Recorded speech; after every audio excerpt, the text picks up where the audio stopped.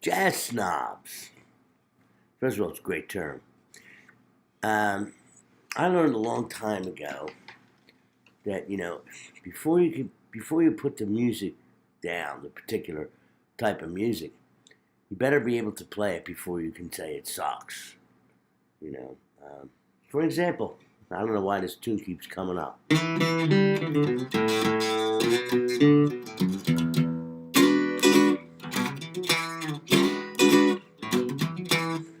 Buddy Miles, going through them changes. I heard the track, the original track, Buddy Miles. Uh, the feel of the groove is so big you could fall into it. No matter what you play, you're going to sound good because the groove is so big. So you gotta watch. You gotta watch. You don't out hip yourself. You know. Yeah, I call it the yeah man syndrome. Yeah man, those guys. It's all a click. All that bullshit. You know. So before you put the music down, be able to play it because how can you put it down if you can't hear it? Now, good question was somebody said if you could give a dumbed down version of using just 3-note chords. And I was going to use Green Dolphin Street, but this morning I was going through some of the student videos that people have just recently submitted. And I realized what a valuable tune Satin Doll is. The tune has everything. It has 2 5s, which almost every tune in the world does, at least jazz tunes. And there's a lot in there. It has a tritone built into the tune. It has a turnaround to 2. It's an AABA form. And the turnaround from the last A to the B is different. All tunes is different than the turnaround to 1 or wherever the tune starts. A 3-note, D minor 7. D, I'm in the 5th fret. 1, 2, 3, 4, 5. I have D, C, and F. Learn to play it that way and this way. Same notes, just different fingers. So now, and it has 2 5. I'm going to play the solo changes, which are different from the changes on the head, only in their rhythmic value. So you got this D minor, G7. Look at that. It's the same grip. One's on strings 5, 3, 2, 6, 4, 3. So you got now up a half step, a whole step rather. Now this chord becomes minor by lowering this note. D, F sharp, and C. Down a half step.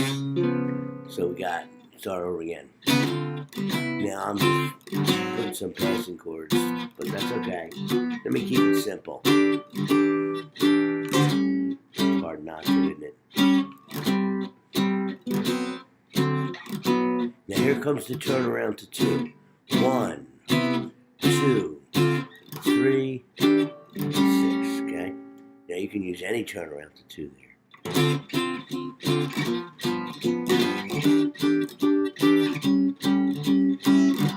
I'm playing it faster. I don't want to make the video too long. 1, 4. The bridge. D minor 7. To F. Up a whole step. D7. D minor 7.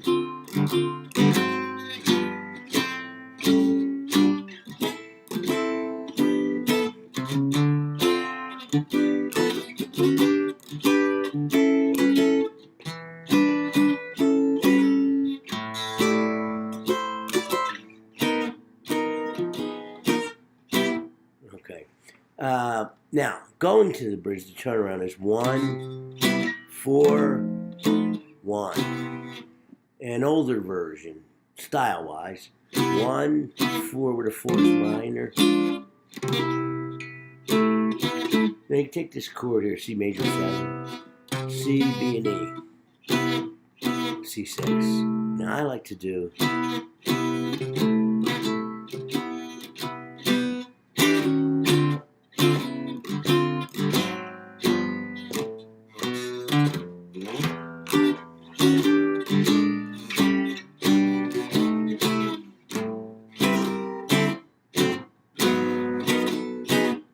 turn around to 2.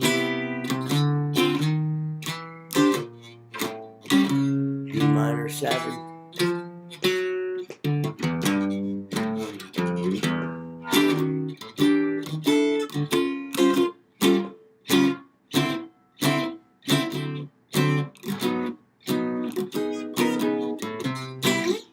Etc. What's it? Somebody to be introduced to my music. What? Somebody asked a good question. Of course, I don't have a good answer. What CD would I recommend them start with? I really don't know. You know, I have to tell you, I think one of my favorite CDs, and I do listen to this one.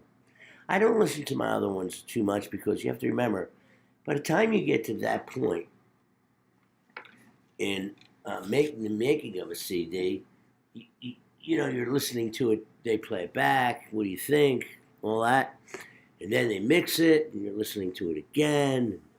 So by the time you actually get the thing, you know, it's like, man, it's the last thing you want to hear. But I do like Polarity, the thing I did with Joe Back. I should make a separate video all about that. First of all, the arrangements were very difficult, and they were made up by myself and Joe.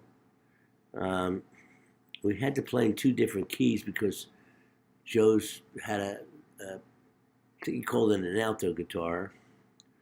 And also, it was the Concord Records and the producer loved so much the way the 2 guitars sounded together that they really wanted to capture it direct to disc, the digital audio tape. The only problem is that when you record like that, you don't really have the option of punching in. Well, let's fix that, you know. So if you made a mistake at the last chord, you had to start over again and do it again. So, but that didn't happen. We didn't have a chance to do that, you know. I'm not a big fan of guys who go and embalm their music. I call it embalming the music. Every time, you know, when I listen to jazz records, they were like, seemed like so live. Like, you know, whatever they got on the first go-around, or maybe second go-around, you know, that was it.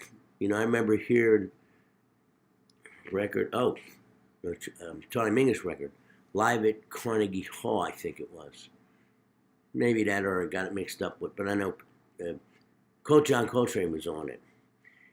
And you hear somebody's going, train, train, train, like he was the next, meaning, okay, you play now, you know.